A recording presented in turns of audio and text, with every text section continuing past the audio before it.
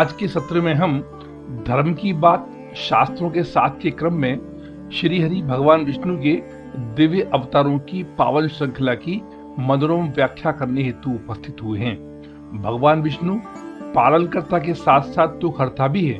भगवान विष्णु की पूर्ण श्रद्धा से की गई आराधना उन्हें अपने भक्तों के दुख और कष्ट हरने पर विवश कर देती है। इसी कारण भगवान विष्णु हरि भी कहलाते हैं। विष्णु पुराण में वर्णित एक पंक्ति हरि हरति पापणी में इस बात का उल्लेख भी मिलता है, जिसका अर्थ है जीवन के सारे पापों को हरने वाले हरि यानी कि भगवान विष्णु। जब जब पृथ्वी पर मनुष्यकृत पाप और अत्याचार अपने चरम को छूते हैं तो मानव सभ्यता की रक्षा और धर्म की पुनर्स्थापना हेतु भगवान विष्णु के अवतरण की सुंदर व्याख्या हमारे शास्त्रों में देखने को मिलती है। आज के संस्करण में हम भगवान विष्णु के 24 अवतारों का संक्षिप्त वर्णन करने जा रहे हैं, जिसमें से 23 अवतार अब तक पृथ्वी पर अवतरित हो चुके हैं, जबकि कल्कि अवतार के रूप में 24वां और अंतिम अवतार अवतरित होना शेष है। इन 24 अवतारों में से 10 अवतार श्री हरि भगवान विष्णु के मुख्य पूर्ण दशावतार हैं। मत्स्य अवतार पुराणों के अनुसार दैत्य हैग्रीव के द्वारा वेदों को चुरा लिए जाने के कारण जब ज्ञान लुप्त हो गया, समस्त लोकों में अज्ञानता का अंधकार फैल गया, तब भगवान विष्णु ने धर्म की रक्षा के लिए मत्स्य अवतार धारण कर दैत्य हैग्रीव का वध किया, वेदों की रक्षा की तथा ब्रह्मा जी को वेद वापस सौंप दिए। समय आने पर मत्स्य रूपधारी भगवान विष्णु ने राजा सत्यव्रत को तत्व ज्ञान का उपदेश दिया, जो मत्स्य पुराण नाम से प्रसिद्ध है। कूर्म अवतार को भगवान विष्णु का दूसरा अवतार माना जाता है। इस अवतार का उल्लेख सनातन धर्म के कई ग्रंथों में मिलता है। ज्यादातर ग्रंथों में कहा गया है कि जब समुद्र मंथन हो रहा था तब भगवान विष्णु ने कछुए का रूप लेकर अपनी पीठ पर मंदराचल पर्वत को संभाला था। इस अवतार के लिए ज्यादातर ग्रंथों में माना जाता है कि कूर्म से मानव जीवन की शुरुआत हुई। वराह अवतार स्कंद पुराण के अनुसार पुरातन समय में दैत्य हिरण्याक्ष ने जब पृथ्वी को ले जाकर समुद्र में छिपा दिया था, तब ब्रह्मा जी की नाक से खिले हुए लाल कमल दलों के समान सुंदर नेत्र वाले, वराह के समान सौम्य स्वरूप तथा 4 भुजाओं वाले, मस्तक पर किरीट और वक्षस्थल पर शिवस चिन्ह से सुशोभित भगवान विष्णु वराह रूप में प्रकट हुए। भगवान विष्णु के इस रूप को देखकर सभी देवताओं व ऋषि मुनियों ने उनकी स्तुति की।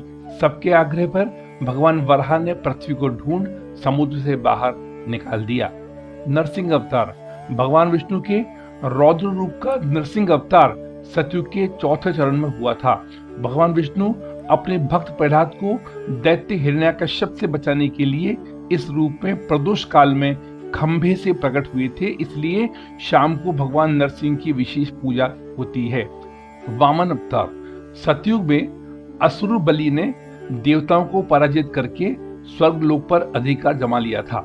इसके बाद सभी देवता भगवान विष्णु से मदद मांगने पहुंचे, तो विष्णु जी ने देव माता अदिति के गर्भ से वामन रूप में अवतार लिया। तत्पश्चात एक दिन जब राजा बलि यज्ञ कर रहा था, तब वामन देव बलि के पास गए और 3 पग धरती दान में मांगी। जो श्रद्धा एवं भक्ति पूर्वक वामन भगवान की पूजा करते हैं, वामन भगवान उनको सभी कष्टों से उसी प्रकार मुक्ति दिलाते हैं जैसे उन्होंने देवताओं को राजा बलि के कष्ट से मुक्त किया था। परशुराम अवतार हिंदू शास्त्रों के अनुसार अत्यंत क्रोधी स्वभाव के परशुराम जी को भगवान विष्णु का छठा अवतार माना जाता है, जिनका जन्म महर्षि भृगु के पुत्र महर्षि जमदग्नि तथा माता रेणुका द्वारा वैशाख शुक्ल तृतीया को मध्य प्रदेश के इंदौर जिले में ग्राम मानपुर के जानापाव पर्वत पर हुआ था। महाभारत और विष्णु पुराण के अनुसार परशुराम जी का मूल नाम राम था, किंतु महर्षि जमदग्नि का पुत्र होने के कारण जामदग्नि और भगवान शिव द्वारा प्रदत्त परशु धारण किए रहने के कारण वे परशुराम जी कहलाए। चक्र तीर्थ में किए कठिन तप से प्रसन्न हो भगवान विष्णु ने उन्हें त्रेता में रामावतार होने पर तेजोहरण के उपरांत कल्पांत पर्यंत तपस्यारत भूलोक पर रहने का वर दिया। राम अवतार भगवान राम जगत के पालनहार श्री हरि भगवान विष्णु के 7वें अवतार हैं। पद्म पुराण के अनुसार एक बार सनकादिक मुनि भगवान विष्णु का दर्शन करने के लिए बैकुंठ आए।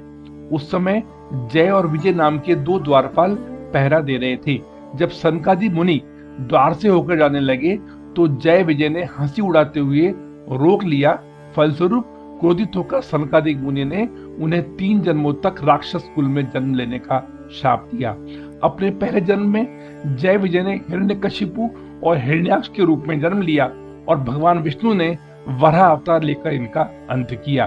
दूसरे जन्म में इन्होंने रावण और कुंभकर्ण जैसे महान शक्तिशाली राक्षस के रूप में जन्म लिया और श्री हरि भगवान विष्णु ने राम अवतार लेकर इनका वध किया। तीसरे जन्म में दोनों ने शिशुपाल और दंतवक्र के रूप में जन्म लिया और भगवान श्री कृष्ण ने इनका वध किया। कृष्ण अवतार 64 कलाओं से संपन्न पूर्णावतार एवं कन्हैया, माधव, श्याम, गोपाल, केशव, द्वारकेश, द्वारकाधीश, वासुदेव आदि नामों से अलंकृत निष्काम कर्मयोगी, आदर्श दार्शनिक, स्थित प्रज्ञ, दैवीय संपदाओं से सुसज्जित एवं द्वापर युग में देवकी और वसुदेव के पुत्र के रूप में अवतरित सर्वश्रेष्ठ युग पुरुष भगवान कृष्ण विष्णु भगवान के 8वें अवतार हैं। भागवत ग्रंथ में भगवान कृष्ण की लीलाओं का सविस्तार वर्णन किया गया है। महाभारत युद्ध में भगवान श्री कृष्ण की बहन सुभद्रा अर्जुन की पत्नी थी, जिसके सारथी के रूप में वासुदेव ने अहम भूमिका का निर्वाह किया था। निष्काम कर्मयोगी द्वारकाधीश ने युद्ध से पहले अर्जुन को गीता का उपदेश भी दिया था, जिसका एक एक अक्षर आज मानव सभ्यता के लिए एक आदर्श आचार संहिता से कम नहीं है। बुद्ध अवतार 4 आर्य सत्यों के बारे में गहन ज्ञान देने वाले एशिया के ज्योतिपुंज के नाम से विख्यात बैसाख माह की पूर्णिमा के दिन अवतरित महात्मा बुद्ध को सृष्टि के पालनहार श्री हरि भगवान विष्णु का 9वां अवतार माना जाता है। गौतम बुद्ध की शिक्षाओं को जीवन में उतारकर सुख, समृद्धि और सफलता प्राप्त की जा सकती है। पौराणिक कथाओं के अनुसार एक समय दैत्यों की शक्ति बहुत बढ़ गई थी। उन्होंने स्वर्ग पर कब्जा कर लिया था तथा देवता दैत्यों के सामने कमजोर पड़ने लगे थे। तब भगवान विष्णु ने देवताओं के हित के लिए भगवान बुद्ध का रूप धारण किया था। अन्य शब्दों में अगर बुद्ध की विवेचना करें तो जो शांत है, जो मौन है और जो निर्विचार है, उसे बुद्ध की संज्ञा से अलंकृत किया जा सकता है।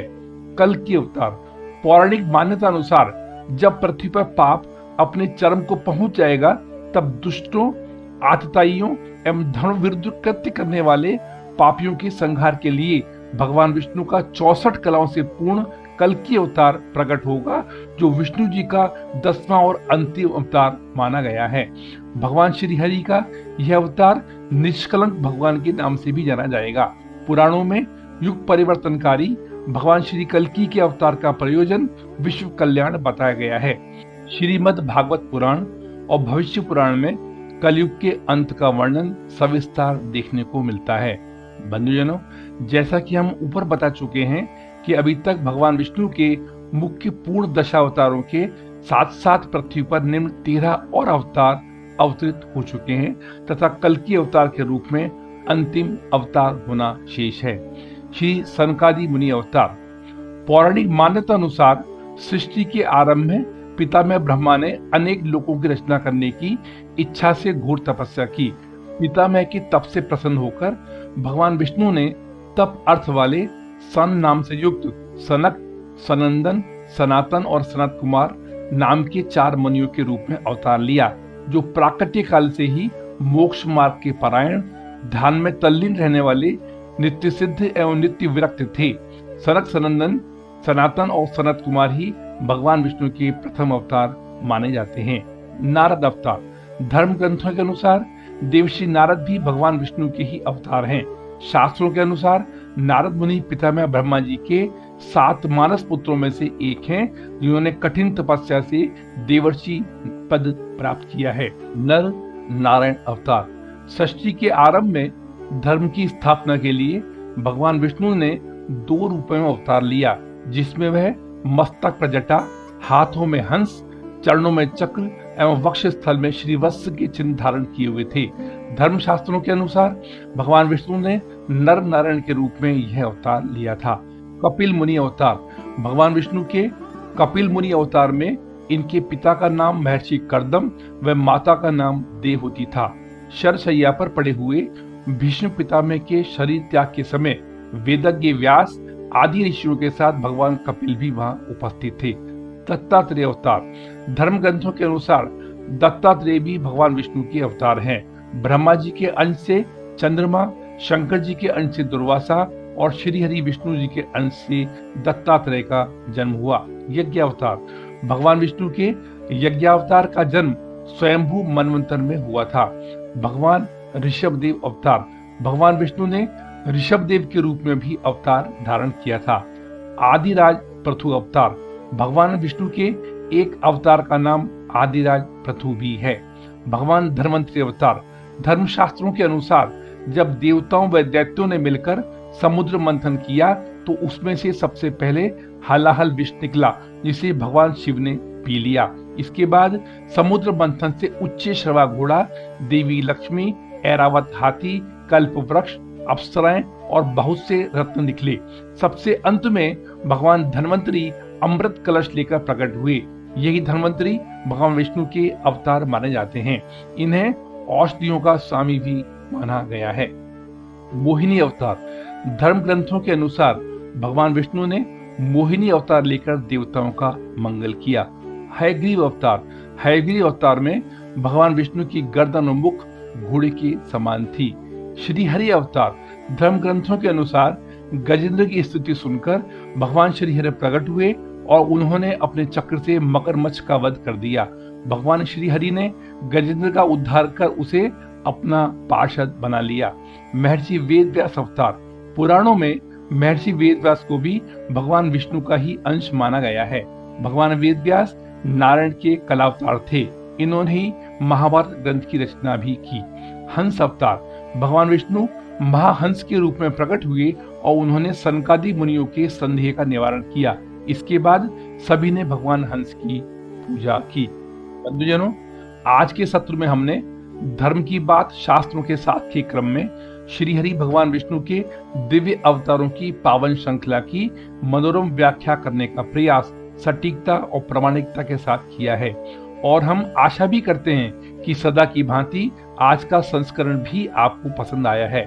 हम वीडियो के माध्यम से हमारे सम्मानीय सनातनी भाई बहनों को वही प्रेक्षित करते हैं जो हमारे गलती या त्रुटि से मुक्त निर्विवाद पैमाने पर खड़ा होता है।